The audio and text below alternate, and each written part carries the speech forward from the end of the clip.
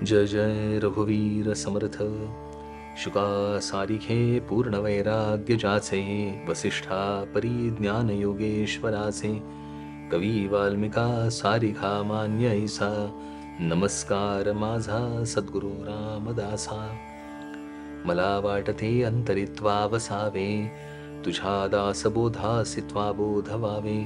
अपत्या परी पाववी प्रेम ग्रासा, महाराजया सद्गुरु रामदासा. गुरुर्ब्रह्मा गुरुर्विष्णू गुरुर्देवो महेश्वरः, गुरुः साक्षात् परं ब्रह्म तस्मै श्री गुरवे नमः. जय जय रघुवीर समर्थ. दासबोध दशक 8 समास 7. मोक्ष लक्षण. आत्मज्ञान प्राप्त करून घेण्यासाठी खरं सांगायचं म्हणजे नरदेहाची सार्थकता आत्मज्ञान प्राप्त करून घेण्यातच आहे. इतर काहीही साध्य केलं तरी ह्याची सार्थकता नाही. पण हे असंच इतकं सहजतेने साधत नाही. त्याला संत संगती सत्संग हा अत्यावश्यक आहे. पण सत्संगात सहज साधतं तरी सुद्धा मला प्रयत्न मात्र करावेच लागतात. मला दुश्चितपणा, आळस आणि निद्रा या गोष्टीचा त्याग करावा लागतो आणि सुचित अंतःकरणाने प्रयत्नपूर्वक अविरत साधना करावी लागते. मन एकाग्र करावं लागतं. हे सगळं मला करावंच लागतं. तर सत्संगतीमध्ये मला ते प्राप्त होऊ शकतं. मग काय प्राप्त करायचं आहे तर ते आत्मज्ञान प्राप्त करायचं आहे, म्हणजेच मोक्ष प्राप्त करायचं आहे. म्हणजे ह्या भवबंधनातून सुटायचंय. हे जे बंधन मला पडलेलं आहे त्यातनं सुटणे. बंधन या शब्दाने बद्ध म्हणजे बंधन, बांधलेलं आहे. आता हे ज्याने बांधलंय ते बंधन सुटायला, तोडायला, मोकळं व्हायला काहीतरी उपाय करायला पाहिजे. बंधन सुटणे म्हणजे मोक्ष मिळणे, बंधन असणे म्हणजे बद्ध असणे. मग मोक्ष नक्की काय आहे? कशाने मी मुक्त होईन? कशासाठी ही धडपड आहे? त्याचा प्रश्न विचारतात. मोक्षास कैसे जाणावे? मोक्ष कोणास म्हणावे? संत संगे पावावे मोक्षास कैसे? सरळ सरळ प्रश्न विचारलेला आहे. मोक्षास कैसे जाणावे? मोक्षाला आधी ओळखायचं कसं? मोक्ष कोणास म्हणावे? कशाला मोक्ष म्हणायचं? मोक्षाला जाणायचं कसं? आणि संत संगाने ते मिळतं कसं? हे सगळ्याच्या सगळं विचारलेलं आहे. त्यावर समर्थ उत्तर देतात. प्राणी संकल्पे बांधला, जीवपणे बद्ध झाला, तो विवेके मुक्त केला साधुजनी. सगळ्या प्रश्नाची उत्तरं एका ओळीत सगळे प्रश्न, एका ओळीत सगळी उत्तरं. हे तर समर्थांचं वैशिष्ट्य आहे. समर्थाने उत्तर दिलंय, मोक्ष कैसे जाणावे? प्राणी संकल्पे बांधला. कशाने बांधला गेलेला आहे तर संकल्पाने, स्वतःच्याच संकल्पाने प्राणी बांधला गेलेला आहे. जीवपणे बद्ध झाला. कसा काय झालाय तर जीवरूपाने तो बद्ध झालाय. जीवो ब्रह्मैव नापरा ह्या शंकराचार्यांचा सिद्धांत आहे. जीव आणि ब्रह्म म्हणजे जीव आणि शिव यांच्यात ऐक्य आहे, पण ऐक्य नाही असं भासतंय. तो वेगळेपणा आहे, तेच बंधन आहे, तोच संकल्प आहे. प्राणी संकल्पे बांधला, जीवपणे बद्ध झाला. आता तो सोडवला कसा? त्यांचं ऐक्य प्रस्थापित कसं केलं तर विवेके प्राणियाला मोक्षप्राप्ती. तो विवेके मुक्त केला साधुजनी. विवेक देऊन, विवेक जागा करून, त्याच्या ठिकाणी तो विचार आणून, खरं काय आहे हे पटवून, ते बुद्धीच्या पातळीवर पक्क समजून, ते ठसवून हे साधुजन करतात. आणि होतं काय? तो विवेक जागा झाला की मुक्त लगेच व्हायला होतं. मग वेळ लागत नाही. समर्थ म्हणतात, मी जीव मज बंधन, मज आहे जन्म मरण, केल्या कर्माचे फळ आपण भोगीन आता. माझी अवस्था कशी आहे? बद्ध माणसाची म्हणजेच आपल्या सगळ्यांची अवस्था कशी आहे? मी जीव. आधी पहिले हे मी पक्क धरलंय की मी जीव आहे, मी ईश्वर नाही, मी ईश्वरापेक्षा भिन्न आहे. हेच तर माझं मानणं आहे. आणि हे मानणंच मुळी प्रॉब्लेमॅटिक आहे. समर्थ म्हणतात, मी जीव मज बंधन. मी मान्य केलं मी जीव आहे, आणि मी जीव आहे हे मान्य केलं, नाईलाजाने मला बंधन आहे हे मला मान्य करावंच लागतं. कारण हा संकल्पच बंधन रूपी आहे. मी जीव मज बंधन, मज आहे जन्म मरण. मला जन्म आहे त्यामुळे मला मृत्यू आहे, मला मृत्यू आहे त्यामुळे मला पुनर्जन्म आहे. म्हणजे ह्या जन्म आणि मृत्यू या फेऱ्यातून मुक्ती म्हणजे मोक्ष आहे. त्या फेऱ्यातून मुक्ती केव्हा होईल? ते समर्थ सांगतात, मी जीव मज बंधन मज आहे जन्म मरण, केल्या कर्माचे फळ आपण भोगीन आता. मी जे कर्म केलंय त्याचं फळ मी भोगणार आहे. मग हे खरं नाहीये का? बरोबर आहे, अगदी खरं आहे. मी जे कर्म करतो त्याचीच फळं मी भोगतो. पण मी करता आहे हे भान सुटलं आणि मी करता नाही हे भान स्थिरावलं की कर्माचं फळ गेलं. मग भोगणारा कुठे राहिला? कारण भोगताच कोणी नाही, मग कर्मच कोणी करत नाही, कर्मच नाही त्यामुळे भोगणारा नाही, भोगणारा नाही त्यामुळे कर्मफल पण नाही, काही सुद्धा नाही, की बंधनातनं मुक्ती मिळाली, सुटलं सगळं. समर्थ म्हणतात, कशी स्थिती होते, आपली स्थिती कशी असते? मी जीव मज बंधने झाल्यानंतर आता मी जे देईन, समर्थ मिश्किलपणे सांगतात, ते पुढले जन्मी पावेन, ऐसे कल्पितो अज्ञानबद्ध जाणावा. कुशावरती कुरुक्षेत्री महिमा ऐकून दान करी, आशा धरली प्राणी कोटी तुकड्यांची, असं समर्थ म्हणतात. म्हणजे काय सांगतात, मी कुशावर्त कुरुक्षेत्र पुण्य ठिकाणी जातो आणि तिथे दानधर्म करतो. आणि असं आपल्या शास्त्रात सांगितलंय की अमक्या अमक्या ठिकाणी मी गेल्यानंतर दानधर्म केला की त्याचं कोटी गुणाने फळ मिळतं. म्हणजे 1 रुपया मी जर तिथे दान दिला तर 1 कोटी रुपये दान दिल्याचं पुण्य मला मिळणार आहे. आता मी जे देतोय कर्म, त्या कर्माचं फळ मी भोगण्यासाठी मीच मला बंधन घालून घेतोय. मग हे बंधन दुसऱ्या कोणी घातलंय का? नाही. मी केलेल्या कर्माचं फळ भोगण्यासाठीची माझी इच्छा हेच माझं बंधन झालेलं आहे. आणि त्या बंधनामुळेच मी बद्ध होऊन पडलोय. म्हणजे माझ्याच संकल्पाने मी मला बांधून टाकलंय, मीच ठरवलंय. म्हणजे मी एखादी गोष्ट ठरवली की मला ही गोष्ट येत नाही आणि ते मी पक्क धरून बसलो की मला ही गोष्ट येत नाही. मग येत असेल तरी बुद्धी निर्णयच देऊ शकत नाही, कारण मीच ठरवलंय मला येत नाही म्हणून. तसं मीच बंधन ठरवलेलं आहे आणि त्या फळात, त्या करलेल्या कर्माचं फळ पण मीच भोगायचं ठरवलंय. सगळा काय तो इथे खेळखंडोबा मीच उभा केलेला आहे. मीच खेळखंडोबा उभा करायचा. ते पूर्वी एकेकाळी भातुकलीचा खेळ असायचा, तो सगळा मीच उभा करतो आणि नंतर मीच सगळं आवरून घेतो. करणारा आणि ते खरं मानणारा मीच आहे. म्हणून समर्थ इथे म्हणतात, नरदेही आता मी जे देईन ते पुढले जन्मी पावेन, ऐसे कल्पी तो अज्ञानबद्ध जाणावा. असा जो आहे तो बद्ध आहे. आणि म्हणून असे सगळेच्या सगळे प्राणी बद्ध आहेत. पण या नरदेहाचं वैशिष्ट्य आहे की त्याच्या ठिकाणी विवेक निर्माण होऊ शकतो. ती सोय फक्त नरदेहात आहे. विवेक जागृतीची सोय फक्त आणि फक्त नरदेहातच आहे, इतर कुठल्याही देहात नाही. म्हणून बाकी सगळ्या भोग योनी धरतात. ते सगळे केलेल्या कर्माची फळ भोगण्यासाठीचे स्थान आहेत. पण नरदेह याच्यामध्ये भोग आपल्या कर्माचे आहेतच, पण ह्या भोगातून सुटण्यासाठीचा उपाय पण या नरदेहातच आहे.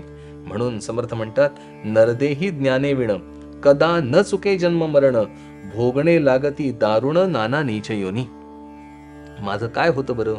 समर्थ म्हणतात, कदा न चुके जन्म मरण. ह्या नरदेहात ज्ञान मिळवल्याशिवाय, ते समजून घेतल्याशिवाय खऱ्या अर्थाने माझी मुक्ती होणार नाही. ज्ञाने विण न चुके जन्म मरण, भोगणे लागती दारुण नाना नीच योनी. ज्ञान मिळालं नाही तर मला जे कर्म केलेलं आहे त्याप्रमाणे मला फळ भोगावं लागणार आहे. नाना नीच योनी, जशी कशी कर्म तशी तशी फळं, आणि ते भोगण्यापासून सुटका नाही जर ह्या नरदेहात मी ते आत्मज्ञान मिळवलं नाही तर. म्हणून समर्थ म्हणतात, ऐसे संकल्पाचे बंधन, हे सगळंच्या सगळं मी केवळ संकल्प रूपाने बंधन केलेलं आहे. आणि त्या संकल्पाचं होतं काय तर, संत संगे तुटे जाण ऐकतयाचे लक्षण सांगी जाईल. संत संघामध्ये या संकल्पाने केलेलं माझंच बंधन तुटतं. त्याचं लक्षण काय, कसं बरं घडतं? संत संघामध्ये मी गेलो की माझा विवेक जागा होतो, मला विचार सुचू लागतो. मला विचार सुचला की मी करतोय ते बरोबर आहे का चुकीचं आहे, ह्याचं मी सेल्फ असेसमेंट सुरू करतो. आणि हे सेल्फ असेसमेंट जर नेटक्या पद्धतीने संतांनी सांगितलेल्या मार्गाने केली तर लक्षात येतं की मी जे करतोय ते चुकीचं आहे, मी जे धरलंय ते चुकीचं आहे, आणि मला जे प्राप्त करायचंय ती माझी जागा पण चुकते. ह्या सगळ्या गोष्टी एका सेल्फ असेसमेंटमध्ये समजून जातात. आणि तिथेच मग आपल्याला संत उपाय पण सांगतात. आता कुठे नक्की शोध, काय नक्की धर, काय विचार कर, हे सगळं संत सांगतात.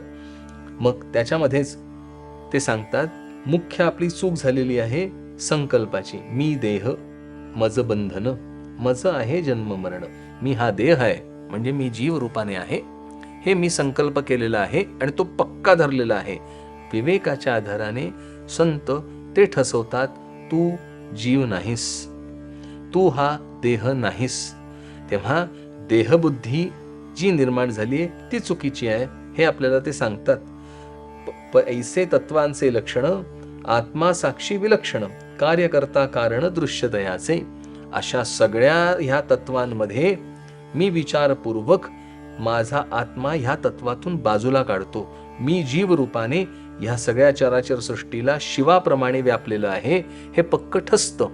आणि मग मी ह्या विश्वातून जसं लोणी बाजूला निघावं तसं आत्मा मला बाजूला घेता येतो, की मी हे आत्मस्वरूप आहे, मी हा देह नाही.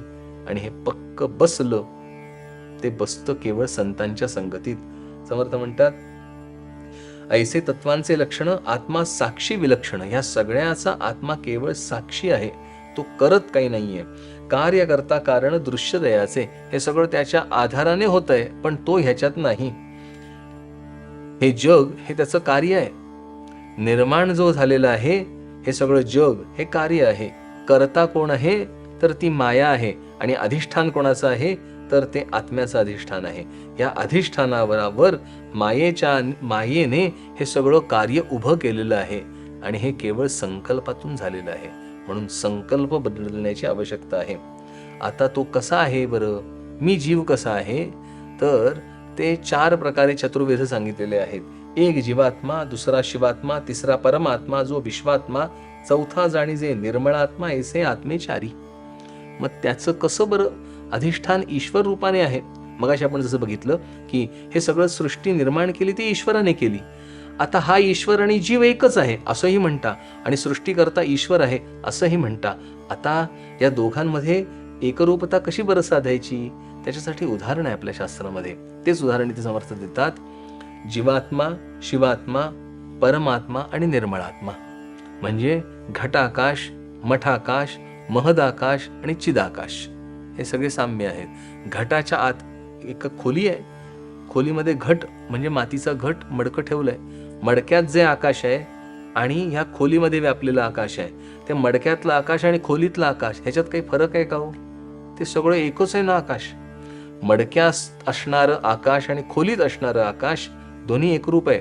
आता खोलीत असणारं आकाश आणि ह्या खोलीच्या बाहेर, मठाच्या बाहेर असणारं जे आकाश तेही एकरूप आहे, आणि ह्या पृथ्वीच्या पार पलीकडे असणारं जे आकाश आहे तेही या घटाच्या आकाशापासून सगळं एकच आहे, याच्यात भेद नाही.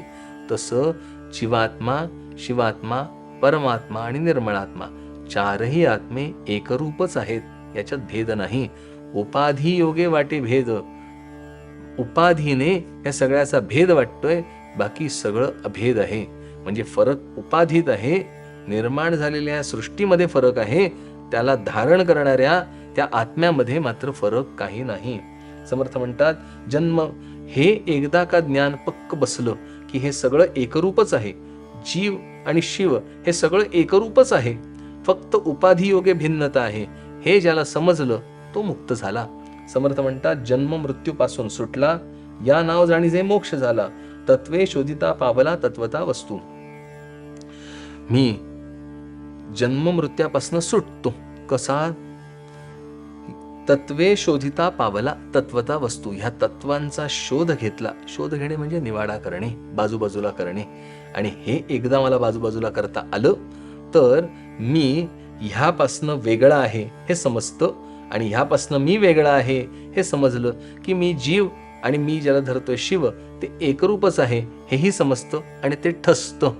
मग हे दृश्य जरी दिसलं तरी त्याचा परिणाम पडेनासा होतो. हा आपल्यात झालेला महत्वाचा बदल असतो.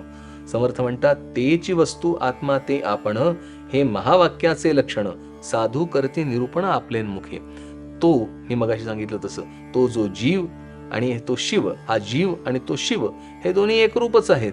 आणि शिवालाही निर्माण करणारा जो आत्मा, तो हे निर्माण झालेल्या उपाधीमुळे वाटणारा शिव आणि या देहामुळे वाटणारा जीव, हे सगळेच्या सगळे एकरूपच आहेत. समर्थ म्हणतात, हे महावाक्याचे लक्षण साधू करती निरूपण. ह्याचंच वारंवार निरूपण झालं. साधू हेच वारंवार निरूपण करतात आणि हे पक्क ठसवतात. जीवो ब्रह्मैव नापरा, हेच वारंवार ठसवलं जातं. हे त्यांच्या मुखाने सांगितलं की आपल्या आत बसतं आणि ते ठसतं. म्हणून स्वप्नामध्ये जो बांधला तो जागृतीने मोकळा केला. ज्ञान विवेके प्राणी आला मोक्षप्राप्ती. स्वप्नात जसं बंधन बांधलेलं आहे, तो जागृत असणाऱ्या माणसाने जाग केलं की ते स्वप्नभय उडतं. तसं ज्ञानाने ही गाढ अज्ञानाच्या झोपेतून संत आपल्याला बाहेर काढतात. अशा बाहेर काढलेल्या संतांपैकी एक समर्थ आहेत, ज्यांना आपण यासाठी प्रार्थना करूया. जय जय रघुवीर समर्थ.